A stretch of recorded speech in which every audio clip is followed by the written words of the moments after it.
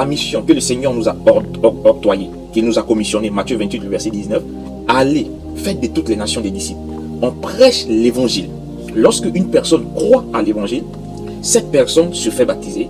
Au verset 20 maintenant, il dit, et enseignez-les à observer tout ce que je vous ai prescrit. C'est une personne qui est baptisée. C'est une personne qui croit. C'est à cette personne-là qu'on enseigne la doctrine. D'où le Seigneur Jésus-Christ dit, on ne peut pas donner la chose sainte aux pauvres. Vous voyez, c'est pourquoi le baptême est d'une importance capitale. Tous ceux qui croient, qui ont vraiment décidé de mettre leur assurance dans le Seigneur Jésus-Christ, qui acceptent réellement Jésus-Christ comme leur Seigneur, comme leur sauveur. Oui, sauveur, beaucoup d'hommes acceptent Jésus-Christ comme sauveur lorsqu'ils entrent dans les eaux du baptême, mais ils ne l'acceptent pas comme Seigneur. Le mot Seigneur qui vient de l'hébreu, qui veut dire Adonai, propriétaire, c'est-à-dire la personne, toi, automatiquement. Donc quand tu acceptes le baptême, tu acceptes de devenir la propriété de Christ, tu deviens prisonnier de Christ. C'est pourquoi l'apôtre Pierre aussi nous rappelle que dès que tu te baptises, automatiquement tu dois recevoir le baptême du Saint-Esprit.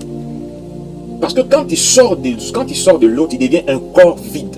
Le Saint-Esprit doit rentrer dans ton cœur. Le Saint-Esprit doit te sceller. C'est pourquoi le baptême, c'est pour celui qui croit. Maintenant, dans la formule du baptême, est-ce qu'on doit baptiser au nom du Père, du Fils et du Saint-Esprit, ou le baptême se fait au nom du Seigneur Jésus-Christ? Voici des questions. Très simplement, il y a le verset de Matthieu chapitre 28, le verset 19, sur lequel beaucoup d'hommes se basent pour dire oui, on doit baptiser au nom du Père, Fils et du Saint-Esprit. Ok, examinons le verset. Jésus leur dit, allez, faites de toutes les nations des disciples, les baptisant au nom du Père.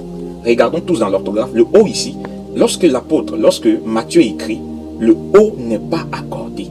Le O ne porte pas de X. Pour dire qu'il s'agit de plusieurs personnes ou de plusieurs individus. Le nom ne porte pas aussi S. Pour dire qu'il s'agit de plusieurs noms. Donc ici, on comprend que le baptême se fait au nom du Père.